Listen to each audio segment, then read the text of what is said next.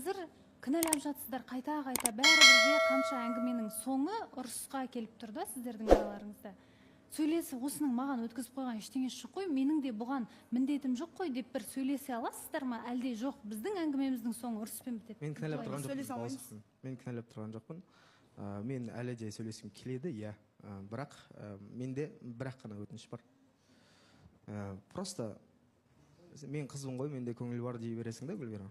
Просто басқа адамдарда да, сенен де басқа адамдарда көңіл бар екен есінен шығармыш, сол ғана. Менде басқа ештеңе жоқ. Сен мына сөзім мысалға жаңағыдай айтасың ғой. Мен қалай сөйлесем де саған, сен маған жұмсақ сөйлеп еркелету керексің деген нәрсе бар ғой. Ол андай, именно андай, мысалға біз екеуміз жайбарақат отырғанда сөйлескен кезде ол талқылауға болады да, ал адам ашуланып уже енесінде тұрған кезде, айтылған кезде ол кіреді уже аяққа ше, мысалы. Мен де айтсам бола ма, Оразғали? Я, мен түрім суық көрінетін білем да, мен бірақ сен жақсы білесің кім, мен қатты көңілге қарап сөйлейтін адам екенімді, қатты көңілге қарап әрекет ететін адам екенімді сен білесің жақсы. Егер мені тани алған болсаң осы уақытқа дейін. Хорошо, онда ответный сұрақ. Бола ма, болсаң сөйлесейік ше? Ответный сұрақ саған. Көңілге қарағаның ашуланбаш, просто ой демеңдер сендер өтініш.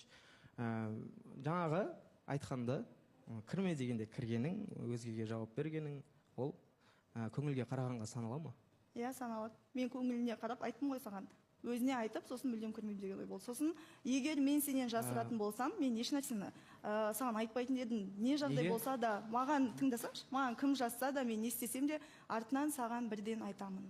Неге ол ситуацияда саған Алматтың көңілі сұрақта сіздерде бітпейтін сияқты? Алматтың көңілі емес, мен жалпы адам баласының көңіліне қатты қарайтын адаммын. Мен көңіліне қарамадым ғой енді. Оразғали, мен сенің көңіліне қарасам, сен байқамайсың. жұптық арақатынас жалғаса ма, Оразғали? Сізге сұрақ. Жоқ, тоқтайды. Оразғали, сіз не деп жауап бердіңіз? Жоқ, тоқтайды. Тоқтайды, иә. Тоқтайды. Соңғы нақты жауаптарыңыз ба? Ойланып, эмоциясыз айтып отырғандарыңыз ғой. Ешқандай ашумен емес. Иә, соңғы нақты жауабымыз таныстық тоқтайды. Бірнеше күннен кейін